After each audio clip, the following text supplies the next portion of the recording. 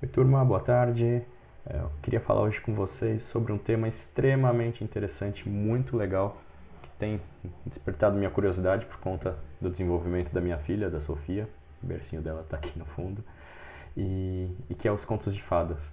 Eu tenho pesquisado bastante a respeito, lido muita coisa e queria compartilhar um pouco disso com vocês para que nessa quarentena a gente pudesse de alguma forma ter alguns momentos com os nossos filhos. Antes eu queria pedir para vocês se inscreverem no canal, acho que é importante. Eu tenho gostado bastante, é uma experiência nova para mim e eu preciso desse suporte porque dessa maneira a gente consegue em algum momento monetizar isso aqui e eu consigo criar materiais melhores para que a gente mantenha essa relação de troca, onde eu aprendo muito com vocês e vocês também de alguma maneira tenham acesso aí a conhecimentos interessantes dentro da psicologia. Para começar a falar dos contos de fada, eu acho importante que vocês tenham aqui uma visão de que ele atende três esferas muito importantes para o desenvolvimento, né? A pedagógica, a filosófica e a psicológica. Quando a gente fala na pedagogia, é importante que a gente entenda que o conto de fada ele ensina a criança, ele desenvolve capacidades cognitivas, ele cria um raciocínio, ele ajuda na intuição e ele constrói valores. Vocês percebem que nas histórias sempre há uma potencialização das características, né? O vilão ele é sempre muito mal e o herói ele é sempre muito bom. E isso auxilia a compreensão e a fixação da criança no que tangem os valores. Tá? Quando a gente fala na filosofia, ela ajuda muito a construir a sabedoria, até porque nós falaremos da origem do conto de fada, e ele remonta alguns mitos, alguns rituais, algumas sagas locais, e isso traz também uma sabedoria para a criança. Tá? Lembrando que há uma grande diferença entre inteligência, que pode ser entendida como a maneira com que você resolve uma situação específica, um problema específico, e sabedoria. Né? Sabedoria, de fato, um aprendizado um pouco mais amplo, um aprendizado para a vida. Né?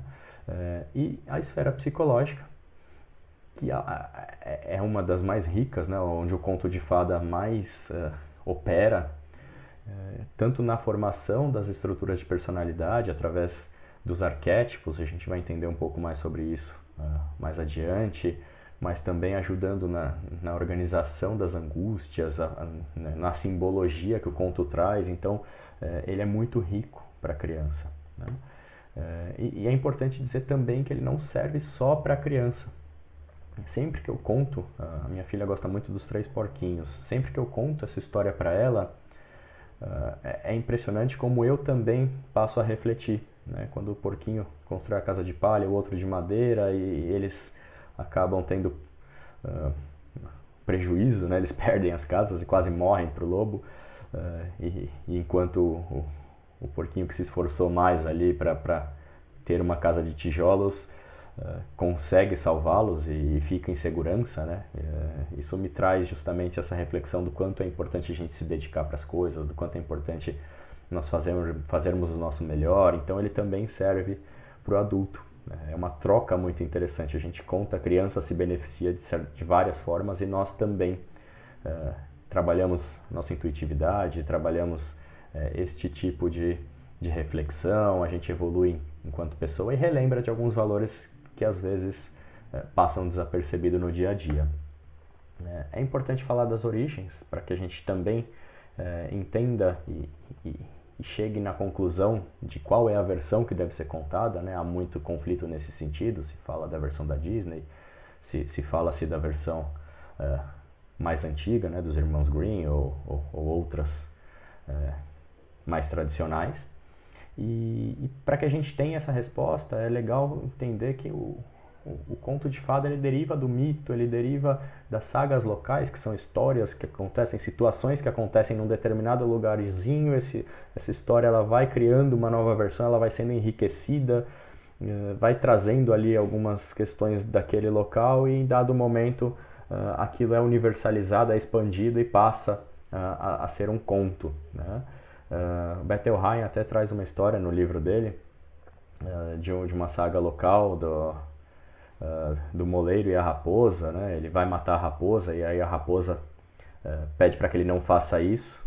Quando ele volta para a fazenda dele, o moinho está girando e no dia seguinte ele morre, né? E aí começa a se criar toda uma história, e aí por trás disso há toda uma simbologia de que a raposa era uma bruxa. Então começa-se a ampliar essa história até um determinado ponto em que ela atinge ali uma posição de conto de fada. E também nos dogmas, nas tradições e nos rituais religiosos de crenças já não vigentes, não atuais, né, de crenças esquecidas. E isso também, de certa forma, traz ali, transporta da mitologia algo que em algum momento é transformado em conto. E isso, entendendo, né, que ele vem do mito, que ele vem da religião mais antiga, que ele vem de uma saga local, a gente pode entender que ele, apesar de curto, ele é profundo, né? Ele carrega consigo não só valores, não só a moral, como a fábula traz, né? A fábula ela só tem uma moral, ela só traz o valor. O conto de fada não. Além destes valores, né, do certo, do errado, do justo, do injusto, ele também traz consigo o simbolismo, que é extremamente importante. E aí a gente chega na resposta. Qual versão contar? A gente tem que contar a versão mais tradicional possível. E é importante que vocês entendam que por mais que determinados aspectos daquela história nos choquem, para a criança a interpretação é diferente. Nós já temos uma visão mais pragmática, mais racional, então quando se fala que o lobo comeu a Chapeuzinho, comeu a avó da Chapeuzinho e que o caçador deu um tiro na cabeça dela, abriu a barriga dela e tirou as duas, para nós isso soa muito grave, mas para a criança há um simbolismo, ela ainda não tem essa formação racional que nós temos, né? É só vocês verem nos jogos de videogame ou na maneira com que as histórias são contadas, né? A vida ela não é finita como é para nós. Então estes fatores que nós encaramos como graves, como pesados, como profundos, dark, né? Para a criança não. E isso só potencializa um pouco mais o simbolismo e ajuda ela a organizar os arquétipos, organizar as imagens na psique dela. Tá? E aí a gente chega na conclusão que de fato é interessante contar as versões mais tradicionais. Para falar um pouco, e de forma bem resumida, não é o objetivo aqui, sobre os arquétipos, né? Quando a gente fala que o herói ele tem sempre aquela postura de bonzinho, de alguém que se sacrifica pelos demais, que o vilão é sempre aquele que age em benefício próprio, que não mede as atitudes para conseguir algo, do bobo da corte, das figuras que aparecem nas histórias, né? As personas que aparecem nas histórias, elas na realidade simbolizam, elas significam fatores da personalidade que a criança, através do conto de fada, absorve e forma a visão de arquétipo dela, a visão de inconsciente coletivo dela, tá? Para o Jung, o arquétipo ele carrega justamente esta história, né? Todo o avançar das gerações, todos os valores que são transportados de uma geração para outra, formam estes arquétipos. E eles acabam sendo, então, motivos humanos fundamentais da nossa experiência, né? Eles evocam essas emoções profundas e estão muito presentes nos mitos e nos contos de fadas justamente por isso, porque é uma transmissão de valores e de simbolismos de geração em geração. Tá? E isso forma o inconsciente coletivo. Por isso também que o conto de fada ajuda a criança a formar a personalidade dela. Né? Não é só a questão do valor, aí também é uma questão de formação da psique, porque ela vai se identificando com os personagens, ela vai adquirindo e vai criando na cabeça dela características para aqueles personagens e vai se aproveitando desse inconsciente coletivo, né, dessa imagem que já foi criada e que nós transmitimos através da história, para também consolidar a estrutura de personalidade dela. Tá? E aí, para a gente fechar, acho que é importante falar que, desta forma, o conto de fada ele tem um caráter educativo, ele tem um caráter simbólico, ele tem um caráter cognitivo. É muito importante que vocês peçam também para os seus filhos pequenos contarem a história para vocês, aí vocês conseguem desenvolver o raciocínio deles, vocês conseguem entender como está a interpretação da história, ele exercita, né, a lógica dele, transporta algo intuitivo para a lógica, então também ele ajuda nesse desenvolvimento cognitivo.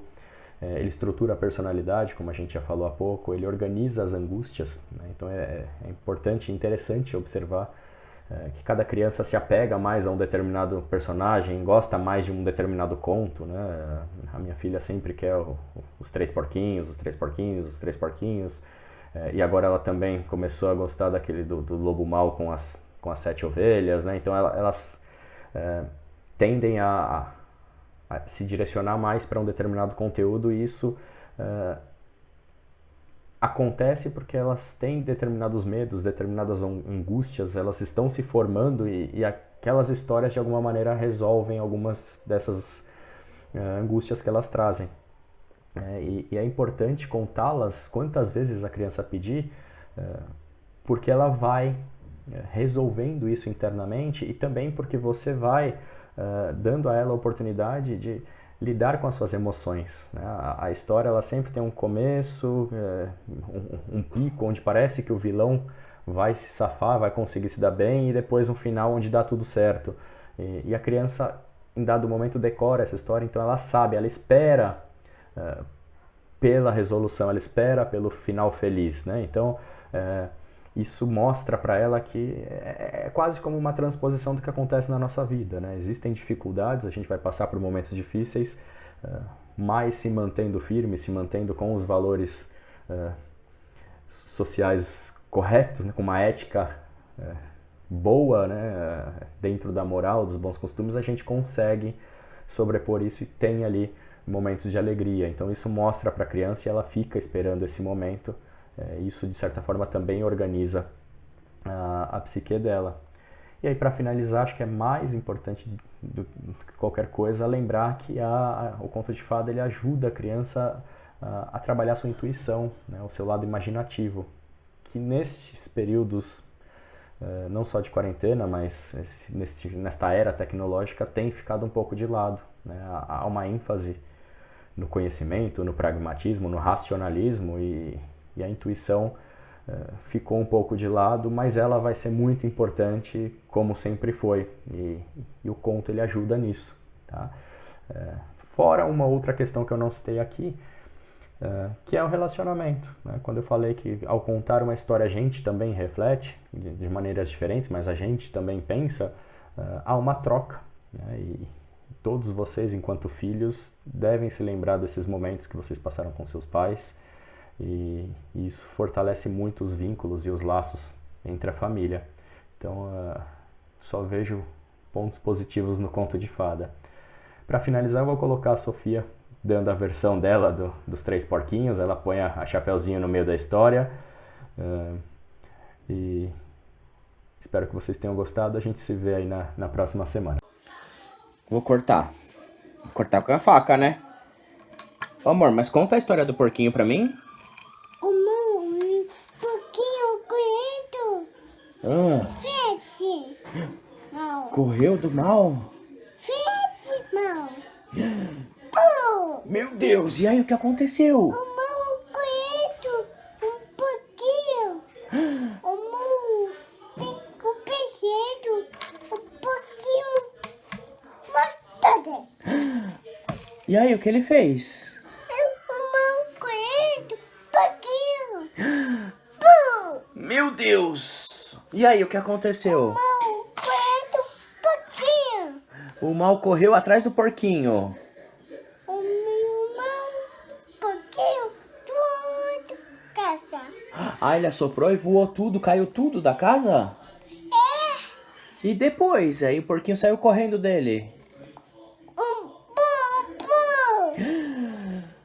E o que aconteceu? O meu peixinho de tua caixa boa. Meu Deus, e como que acabou essa história? O meu correndo, caixa. Meu O Deus. caixa caindo muito. Caiu tudo? A outra casa também? O meu correndo, aqui o caído. E depois? Caído, Caiu a casa de madeira. o caído, sofá. E o sofá, o peixinho. Ah, é da vovó. Aí ele pôs a roupa da vovó. Mano, E pôs a vovó no armário? E aí ele foi... Por quê? Porque ele queria comer o doce? pipi, A Chapeuzinho Vermelho. o caído. Meu O Deus. vovó caído, gato. A vovó caiu do quarto. E ele pôs ela dentro do armário. É, Aí ele pôs a roupa dela. também. Oh, obrigado, amor. Tô a sua faca pra cortar. Eu vou pegar essa colher aqui pra comer meu pedaço.